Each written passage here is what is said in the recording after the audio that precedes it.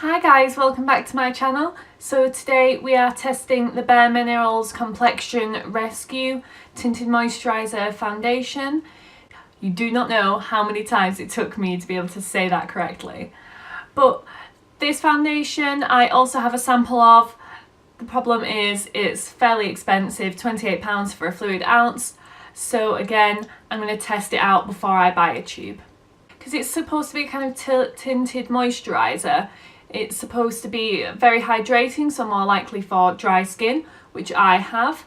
But it's supposed to be kind of sheer to medium coverage, which I think this is why it can kind of count as a foundation if it comes up to medium coverage. So I have the lightest shade, Opal 1. It has 16 shades, and to be honest, most of the shades look like a medium tone. There are a darker tone or two, but this isn't really for anyone with dark skin. This shade, the lightest shade, Opal 1, looks pretty dark, so we shall see how it wears on me today. We're going to have a look at some of the claims. It's supposed to be a naturally radiant sheer to medium hydrating gel cream. It has SPF 30, which is really good to protect you from the skin. If you have problems with SPF though, this may not work for you. Touted as a tinted moisturiser, but also adored as a daily moisturising foundation for many, this mighty little mineral makeup tube provides the wonderfully hydrating benefits of both BB cream and CC cream, with powerful SPF 30 to reveal a naturally radiant finish that's always photo ready. Yeah, this is supposed to be really moisturising. I don't think you're supposed to use it in place of your moisturiser, so I'd still recommend always popping a moisturiser on underneath, but it's supposed to be good for those who want a kind of more natural light makeup look, which you know is rarely me. But this I suppose would be good for people who like to kind of go glam on the weekends and then lighter at work. They could use this in the week for work. But what we'll do is I will try the foundation on and we will see how it wears throughout the day. So if you like this video, then please give it a thumbs up and subscribe to my channel before you leave. And if you press that notification bell, you'll be notified every time that I upload. So as you know, we're using the Bare Minerals Complexion Rescue. So I have this little sample pot, but I have the lightest shade, Opal 1, and it's fairly thick looking and it looks a touch dark for me, to be honest. But it's supposed to be some kind of sheer to medium coverage, so I think we'll see. I've seen darker. We'll see. Maybe it'll give me a touch of colour. If it's light, it shouldn't be too bad. So as usual, we're going to do one side of my face with my e.l.f. Ultimate Blending Brush. And I'll do the other side of my face with my Real Techniques sponge.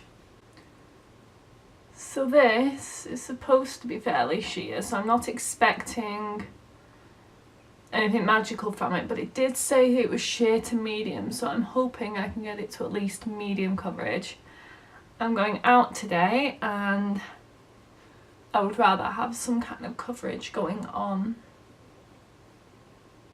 So this is very light coverage, and although this is Opal 1, which is the lightest shade, it is a touch dark for me, as you may be able to see. It's not quite as dark as the Clinique foundation was, and that wasn't too obvious to begin with, so I think we'll kind of see if this oxidizes throughout the day. Yeah, this foundation isn't as dark as the Clinique one was, and it's sitting nicer on my skin. It's kind of like a semi-matte finish. It feels really light and natural looking, but then it is rather light coverage, and it does say sheer to medium, so I think what we'll do is we'll try the sponge side out and then we'll see if we can build it up a bit. I feel like the sponge side is giving a bit more of a satin kind of finish, as it's returning a lot of the moisture back into my skin. Yeah, so if you can see, the foundation's looking patchy. I'm not managing to kind of blend it out where it doesn't look too patchy. It's clinging to some of my dryness down here, which is really, really awful looking at the moment. Also, I don't feel like I'm getting quite as far with the product. It's definitely soaking up a lot of the foundation. I think I like the brush side more, even though I'm getting a bit more of a glow from the sponge side. So I think what we'll do is we will build up the entire face maybe with another layer to see if we can get it to medium coverage and to see if this foundation is buildable. So as you can see, I'm going in with quite a bit of product because I'm concerned that the reason that it looked patchy before is because I wasn't going in with enough product. I definitely feel like as the coverage increases you see a bit more of the colour of the foundation, and it is too dark for me, very much so. But I'm liking it more as I build the coverage up a bit. I feel like you can kind of see the satin kind of finish a bit more clearly. I don't feel like it's semi-matte anymore. So I've built it up to medium coverage, which I am very happy with. I think I would have to kind of lighten this with a lot of concealer, to be honest. And I'm going outside, so that is what I'm going to do. But I can look orange for a day. I can look orange. Yeah, I'm really liking it. So I'm going to put on the rest of my makeup products and I'll be right back. So I spent ages just painting for fun today, I feel like. And my eyeliner went a little bit crazy, but we're going to pretend it didn't. It's now like 11:43. I definitely finished my face about 1:45. So we'll call the check-in time about 11 o'clock-ish.